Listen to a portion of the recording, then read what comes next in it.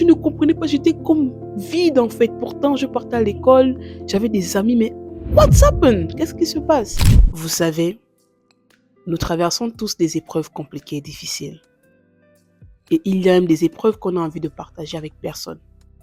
On a juste envie que ça reste entre Dieu et nous.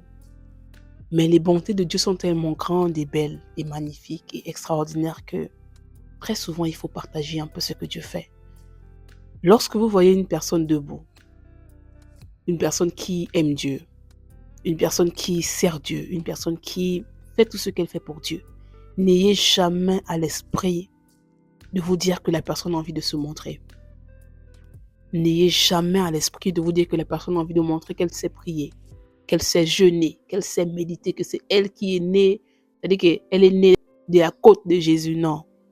Mais je vous promets, si la personne vous ouvre son cœur, du moins si c'est une personne sincère, vous verrez la profondeur de douleur avec laquelle Jésus l'a trouvée. Si je parle de moi particulièrement, je vous dirais, je n'ai pas eu d'autre option que Jésus. En fait, je connaissais Dieu dans le sens où je partais à l'église depuis très petite. Je partais beaucoup à l'église, je chantais même à l'église, j'aimais beaucoup l'église. Et ma grand-mère aimait toujours me forcer à aller à l'église. Donc, j'étais une petite de l'église, vous voyez. Donc, chaque soir avant de dormir, toujours le signe de croix.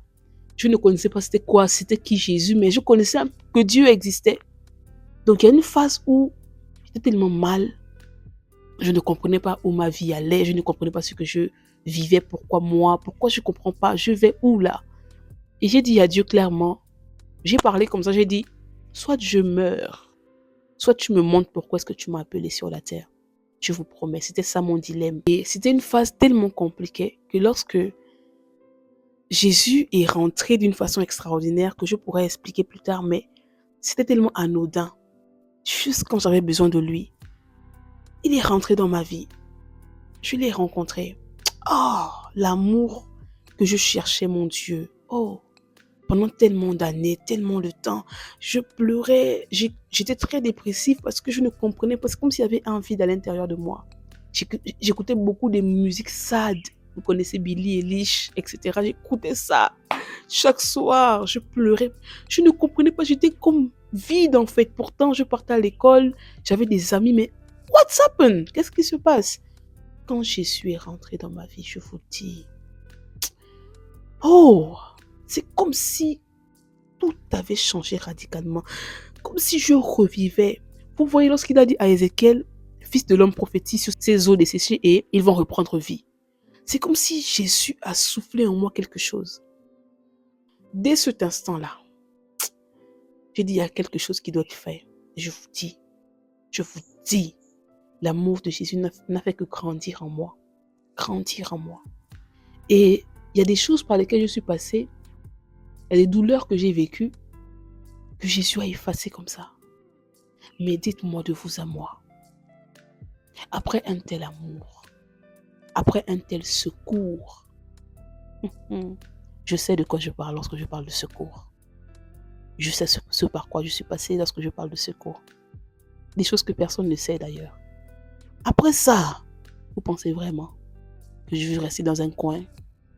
Non, il faut que je parle de ce Jésus-là qui m'a sauvé de la dépression, qui m'a sauvé de l'homosexualité, qui m'a sauvé de la pornographie, qui m'a sauvé de différentes choses, des relations amoureuses, qui m'a sauvé du manque. Oui, il faut que je parle de ce Jésus-là. Parce qu'il faut partager son amour et chaque jour, j'expérimente son amour. Hey, souvent je suis là. Hey, je dis juste, mon Dieu! Mais ceux qui ne te connaissent pas font comment? Parce que moi, je t'ai connu et je ne te lâcherai pas. Donc, je ne compte pas lâcher mon Jésus, mon sauveur, mon protecteur, mon pourvoyeur. Je suis amoureuse de Jésus. Je suis amoureuse de Jésus, je ne sais comment l'expliquer. I love you, Lord. So, aimez Dieu. Je veux aussi dire une chose. Aimer Dieu également, c'est un sacrifice. Parce que aimer Dieu te pousse à l'aimer totalement. Tu ne peux pas aimer Dieu à moitié. Non. tu dois aimer Dieu totalement. Si tu l'aimes, tu dois suivre ses commandements. Si tu l'aimes, tu dois suivre sa voie et le chemin qu'il trace pour toi. Alors que Dieu te bénisse. Love you!